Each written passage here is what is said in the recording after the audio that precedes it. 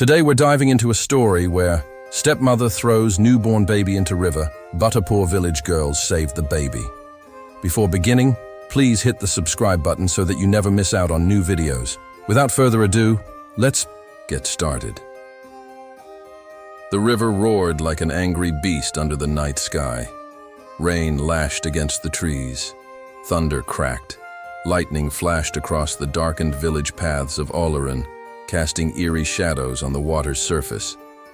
But amid the storm, something floated silently. A tiny woven basket, bobbing helplessly as the river pushed it along with its furious current. Inside the basket was a baby, no more than a few days old, wrapped in fine cloth embroidered with golden thread, royal cloth. His tiny fists flailed weakly, and his cries were almost drowned out by the wind. No one knew he was out there, no one except the one who put him there, his stepmother. From a hill, a woman in dark flowing robes watched, with cold eyes. Her arms were crossed, lips pursed in bitter satisfaction. She didn't flinch as thunder crashed again, nor when the cries faded into the wind. She turned and vanished into the shadows, believing the child was gone forever. But the river, just like fate, has its own mind. And in a small clearing far down the banks, 3 poor village girls were collecting water, just as destiny intended. What they did next would change the story of the kingdom forever. Many seasons before the stormy night, the kingdom of Oleron was known not just for its beauty but for its justice. The people lived in harmony under Chief Abini, a wise and gentle ruler. He was a man of deep values and immense love for his people. But his greatest love was for his first wife, Queen Marayo. Queen Marayo was beloved. She wasn't just a queen by title. She taught children, helped widows, and led the Women's Council with humility. When she finally became pregnant after many years of waiting, the entire village rejoiced. But happiness often invites the gaze of envy. When Marayo gave birth to a healthy baby boy named Tad, the entire kingdom celebrated with 7 days of music, dance, and feasting. Yet joy has a strange way of angering the gods of bitterness. Just days after the birth, Queen Marayo fell ill, so ill that even the best healers in the land couldn't save her. She passed quietly, holding her baby close, whispering one final blessing into his ear. Chief Abeni was devastated. He could rule a kingdom, but he couldn't stop death. Left alone with a newborn and a throne to maintain, he became a shadow of himself.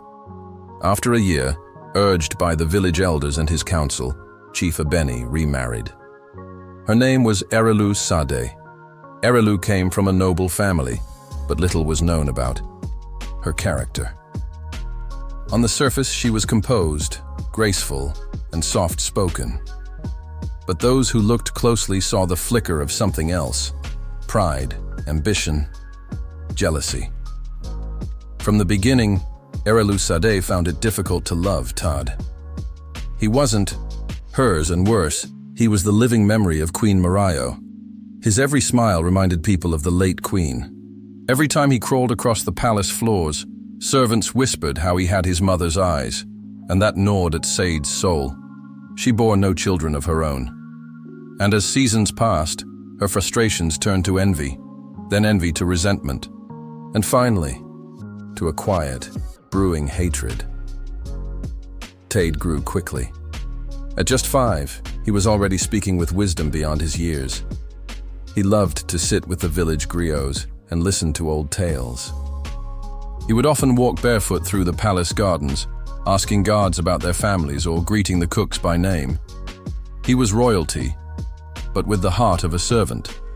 The people adored him, and that only deepened Said's disdain. She tried to convince Chief Abeni to send him away, to a training school in another province. He needs to toughen up, she would say, masking her real intentions. But Abeni would only shake his head. Tade stays here. He's all I have left of Marayo. Eventually, Said stopped asking. She started whispering in the ears of palace attendants. Have you noticed how strange the boy is? Sometimes he talks to birds, He was born the night Mario died. Could he be cursed?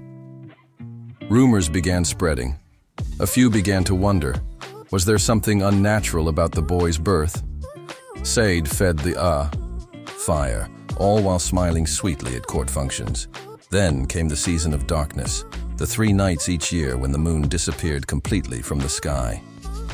It was a time of reflection and prayer for the people of Olorun. On the 2nd night of the season, Chief Abeni was called to a distant village for an emergency council. And Sade made her move. She entered the royal nursery in the dead of night, when the palace was asleep. She moved quietly, like a hunter. Tade, now just 6, lay sleeping in a bed of silk, clutching a worn rag doll one of the kitchen maids had sewn for him. She stood over him for a long time.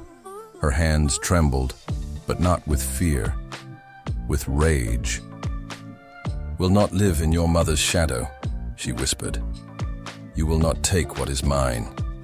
She scooped him up silently and wrapped him in a thick cloth. The boy stirred but did not wake.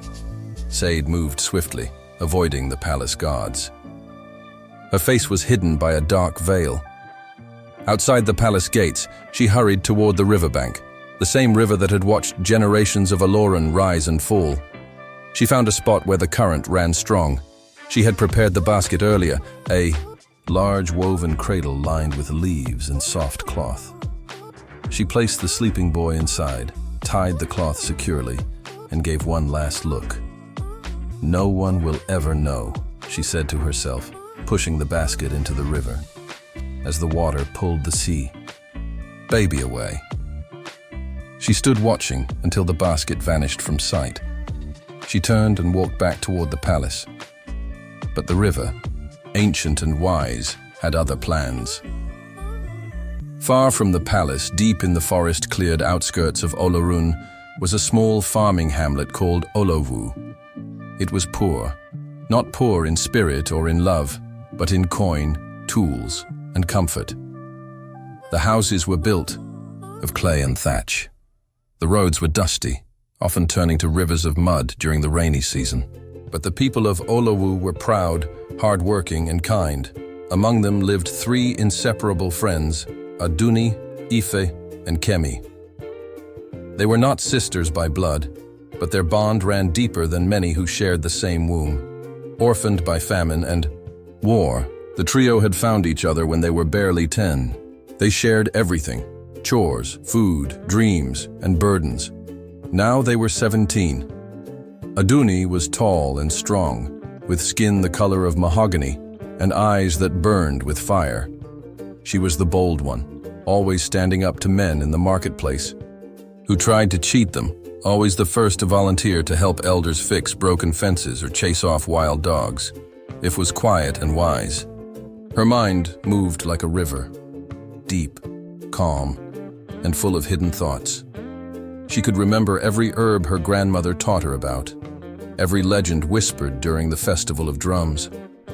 Her silence often fooled people into thinking she was meek, but when she spoke, even the village chiefs listened. Kemi was the heart of the trio, gentle and joyful. Her laughter lit up the darkest days. She sang when she worked, danced when she cooked, and loved animals with the devotion of a priestess. She had once nursed a wounded monkey back to health, feeding it mashed yam and honey until it returned to the trees. Each morning, before the village stirred, the 3 girls would rise and walk the dirt path to the river. They carried clay pots on their heads and giggled about their dreams. Aduni dreamt of leading the village's youth council. If wanted to become a great herbalist. Kemi simply wanted a life full of love and children. That morning, the morning after the storm, was different. The sun was barely rising when they reached the river. Fog clung to the water like a mourning cloth, and the air still held the scent of rain. They stepped onto the stones carefully, dipping their pots one by one. Suddenly Kemi stopped. "Do you hear that?" she whispered. Aduni paused, frowning. "What?" That sound, like crying. If tilted her head, and there it was, a faint, high-pitched wail carried by the wind. It was coming from further down the bank. They abandoned their pots and ran. As they turned the bend, their eyes fell upon something they would never forget. A large woven basket, half caught on a crooked branch, bobbing at the river's edge. Inside, wrapped in soaked silk and trembling, was a baby. Kemi gasped. Oh, it's a child." Aduni leapt into the water and pulled the basket to shore. The baby cried weakly, lips pale from cold, eyes fluttering. If knelt beside him. "He's alive, barely. What do we do?" Kemi asked, voice shaking. "We take him," Aduni said without hesitation. "He needs help." "But whose child is he?" "What if someone is looking for him?" Kemi asked. If scanned the basket and found something tucked beneath the cloth, a small gold pendant engraved with royal symbols. If's eyes widened. "He's not just someone's child. This baby is royal." The three froze. "Maybe that's why he was thrown into the river," Aduni said grimly. "What kind of monster would do that to a royal baby?" Kemi whispered, stroking the child's tiny hand. Aduni looked around. "We can't tell anyone, not yet. They'll take him from us. Or worse, kill him." If nodded slowly. "We raise him, together, in secret, until we understand who he is and why someone tried to end his life." The decision was made. The baby, saved by fate and love, had 3 new mothers. They named him Iomide. "My joy has come." They returned home as the village stirred, each girl taking a turn to distract their neighbors, while the others snuck Iomide into their shared hut. Their house was a one-room shelter made of red earth and straw. Now, it became a sanctuary. They cleared a space beneath the sleeping mat and padded it with soft cloth. Kemi sewed a sling so she could carry him under her wrapper while working. Ife crushed herbs to cure his cough.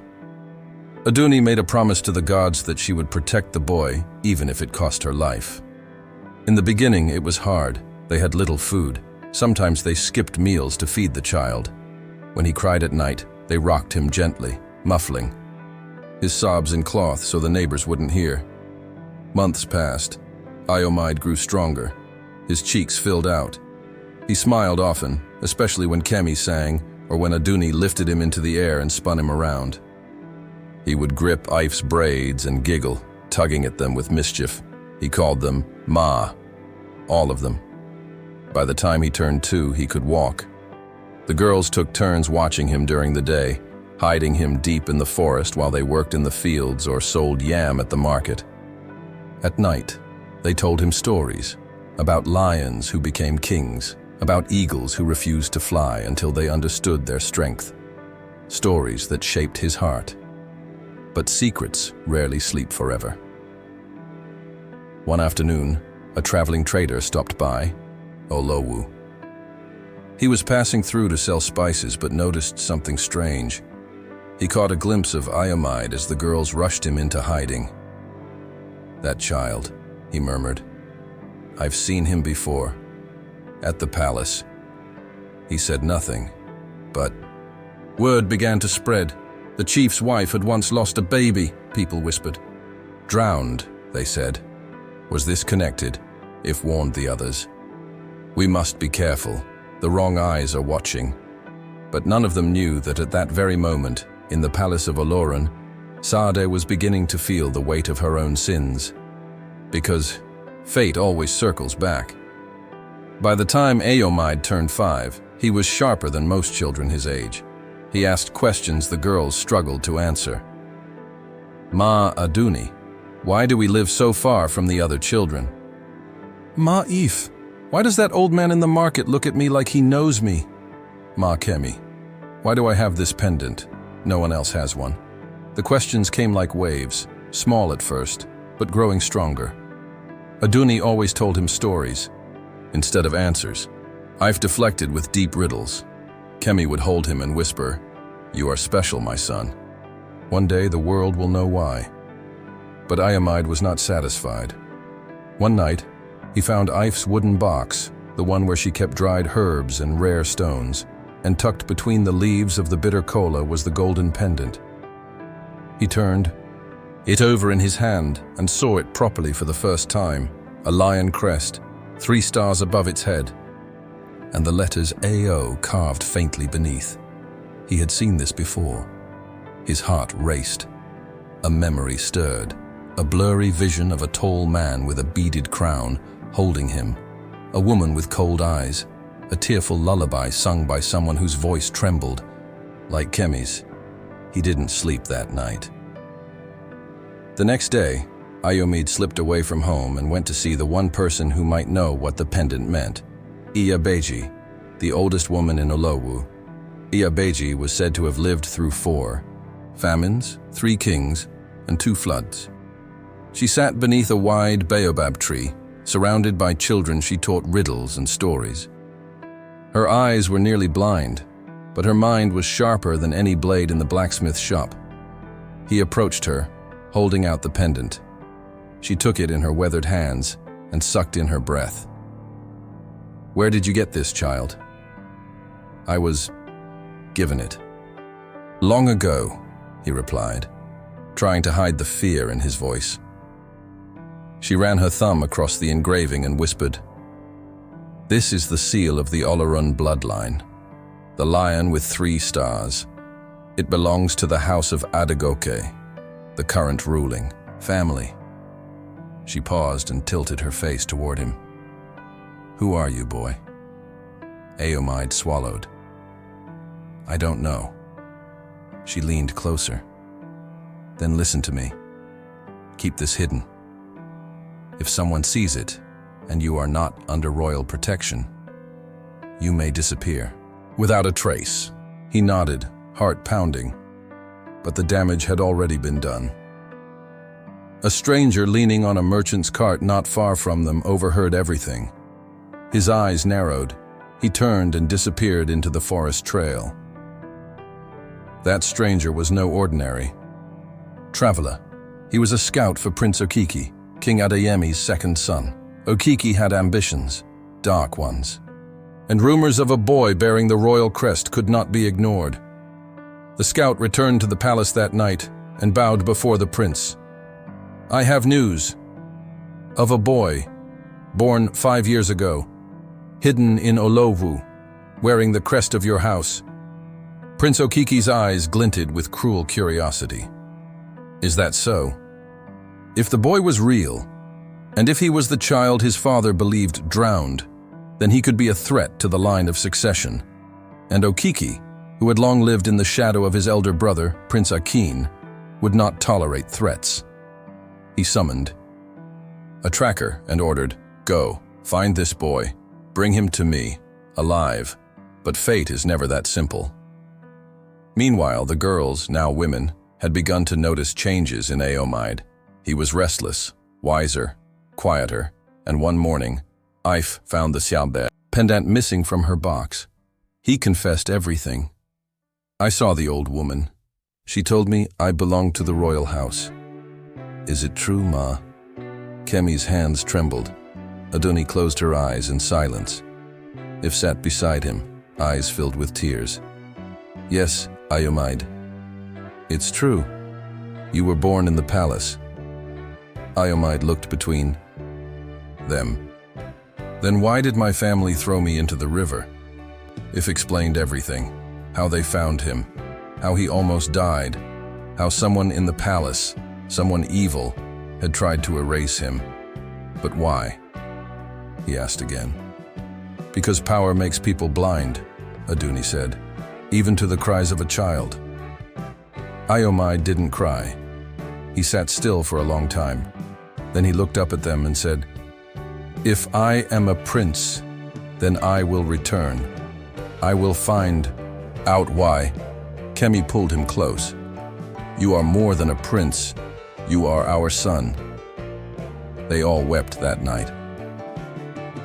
2 days later, as Ayomide went to fetch firewood near the river, he was taken.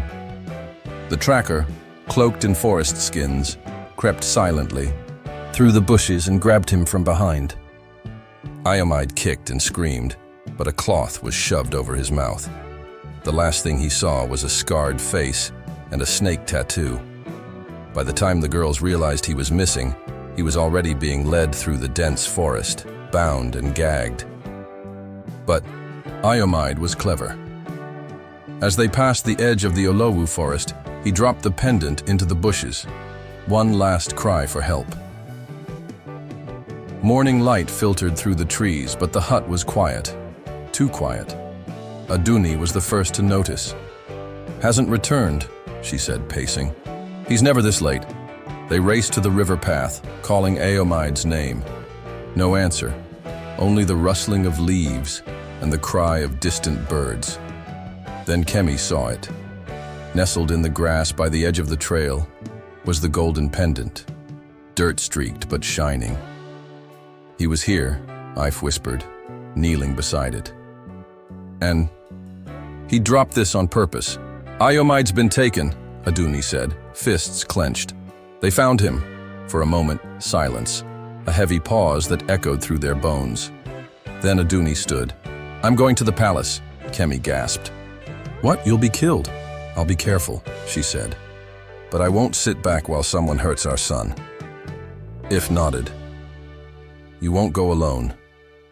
3 women who had once been orphaned children with nothing but each other packed what little they had. Herbs, a gourd of water, a blade hidden beneath Ife's wrapper, and began the long journey to the capital. They would walk barefoot if they had to. They would storm the gates if they must. Iomide was their son. The palace of Oloran was a place of splendor and shadow. Gold-lined pillars rose high above marble floors. Servants hurried in silence. Guards stood like statues gripping spears of polished iron. In the heart of the palace, Iomide was thrown into a small, dark chamber, bare save for a bamboo mat and a dim lantern. He didn't cry. He didn't scream. He waited. Prince Okiki arrived with a slow clap, grinning like a hyena. "You've grown, and you bear the mark. That's unfortunate."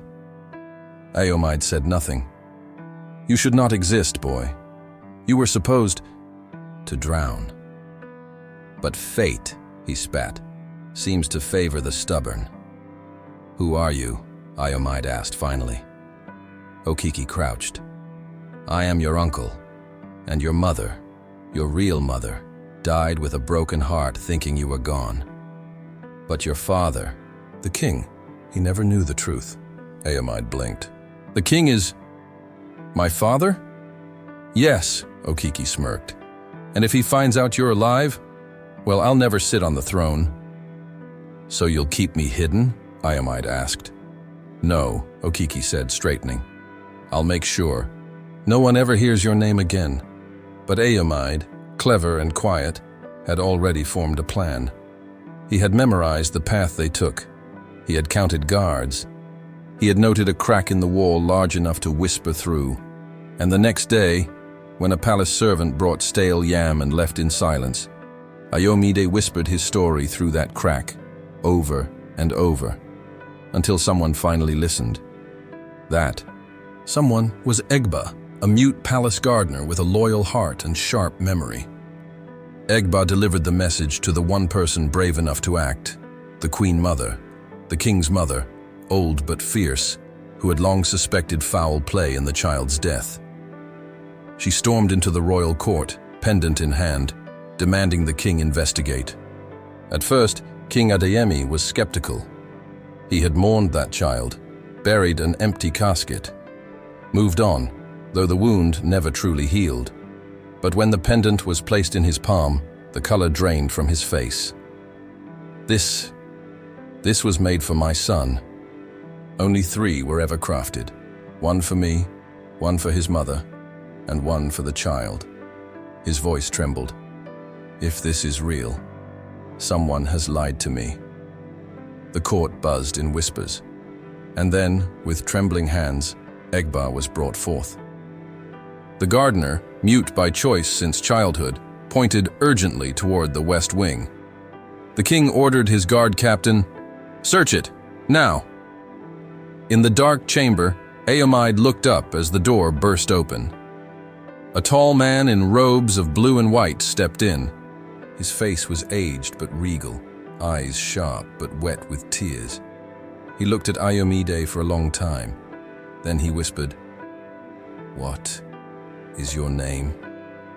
The boy stood proudly. "Ayomide."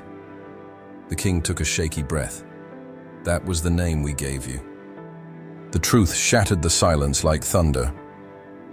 The royal court was summoned. Said, now Queen Stepmother and mother of two of the king's other children, was brought forth. She arrived with her head high until she saw the boy. Ayomide stood before her, flanked by the king and the queen mother. His eyes met hers, not with fear but with silent recognition. "You," he said. "You were there that night. You gave me to the guards." Gasps rang out across the court. Said trembled. "Lies. Lies." The king stepped forward. "You told me he drowned during the storm, that his body was swept away. You lied to me." "I did it to protect you," she screamed. "He was weak, sickly. A curse." "No," the queen mother spat. "You did it to make your own son the heir. You drowned a child for power." Saad collapsed. "I only wanted to be queen mother, to see my son rule." The king turned his back on her. "Take her away." Said's cries echoed down the corridor as she was dragged into exile. That evening, as the red sun dipped behind the palace walls, the gates opened.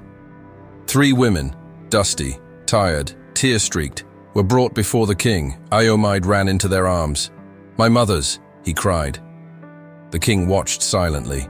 These were not nobles, not warriors, but their strength humbled him. "You saved him," the king said. "You gave him what I could not. Life, love, protection." He bowed his head to them. "You are his mothers, and from this day, you are my sisters."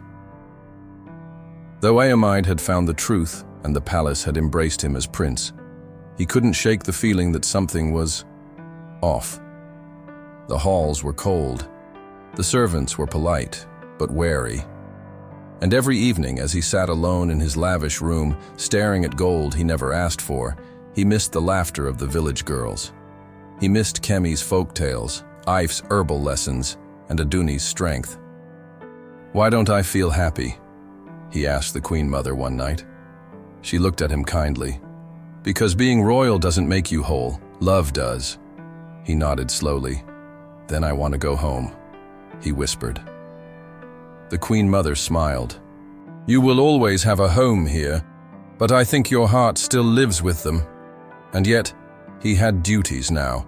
King Adeyemi insisted he study with the royal tutor, learn the sword, attend morning councils. He obeyed.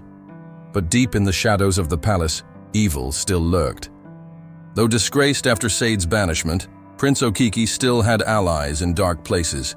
Greedy chiefs, corrupt guards, whisperers. He couldn't believe Ayomide was still alive. Worse, now the boy was beloved by the people. They called him the River Prince, a child of fate, risen from death. Okiki could no longer kill him in the open, so he poisoned his blade. During a ceremonial training match in the royal courtyard, an event with crowds watching, Okiki volunteered to spar with Ayomide, under the guise of bonding. Ayomide stepped into the arena, unsure but respectful. They danced with swords until Okiki struck fast, too fast, slashing Ayomide's arm. He dropped the blade, wincing. The crowd gasped. The queen mother leapt from her seat, and Ayomide stumbled, then collapsed. Poison. He writhed on the ground, foam at his lips. King Adeyemi rose, roaring, "Seize him!" Okiki tried to run, but Kemi, Aduni, and Ife, who had come to witness the prince's first ceremony, blocked his path. Aduni punched him hard in the jaw. The guards finished the job. Okiki was arrested. Ayomide was rushed to the royal healer. For 3 days, he hovered between life and death. Kemi never left his bedside. On the dawn of the 4th day, Ayomide opened his eyes. "I dreamt. I was in the river again, he whispered. But this time you caught me. Kemi kissed his forehead. Always, my son. King Adeyemi declared a festival, a week of joy across the kingdom. Prince Okiki was stripped of all titles and exiled to the desert. Sade, now a shadow of herself, watched from afar in silence. But Iomide? He stood before the people, a golden robe draped over his shoulders, and declared, "I am not just a prince, I am a son of the people, and I will serve not above you, but among you." The crowd cheered. He then took Kemi, Ife, and Aduni by the hand and lifted them onto the royal platform. "These are my mothers. They raised me with nothing but love and fire. Whatever honor I receive, they share it." Tears filled the villagers' eyes. For the first time, the palace walls felt warm again. Months passed. Iomide learned the art of leadership, not through books, but through listening. He visited Olovu often, sat with farmers, danced at weddings, helped build roofs after the rains. People loved him not because of his name, but because of his heart. One day, while returning from the village with his mothers, he stopped by the river, the very same river where his story began. He stood silently, then turned to them and said, "You didn't just save me. You raised a kingdom." Kemi smiled. "And you reminded us why it was worth it." "I want to make it official," Iomide said. The next week, in a royal gathering, King Adeyemi announced a new royal decree. "Let it be known that Kemi, Ife, and Aduni shall bear the title of mothers of the realm. Lands shall be granted to their families, and their wisdom shall be counsel to the crown." It was the first time in Oloran history that common women were given royal seats at the advisory table. And Iomide, he chose not to live full-time in the palace. He built a new home, halfway between the village and the capital, a place where both royalty and commoners were welcome. Years later, Iomide became king, not because he sought the throne, but because the people demanded it. His coronation was unlike any other. No golden chariot, no peacock feathers, just Iomide, walking barefoot through the village where he was raised, kneeling before the girls who had once pulled him from the water. His first royal act, he established a sanctuary for lost children, naming it Aduni's Arms. He created a school of healing arts in honor of Ife, and he protected the forests and rivers in the name of Kemi, the woman who taught him to respect nature. Iomide ruled for many years, with justice, with heart, and always with his pendant, worn proudly, not as a sign of power, but as a memory of where he came from. And so, the boy who was cast into the river rose not to seek vengeance, but to bring healing. Raised by love, forged by truth, and crowned by the people, he became not just a king, but a legacy. Thanks for watching. Under the golden African sun, our tale comes to a close. If you enjoyed this story, don't forget to like, share, and subscribe for more stories that celebrate the rich tapestry of African heritage. The drumbeat of another adventure awaits. Until next time, stay happy. Goodbye.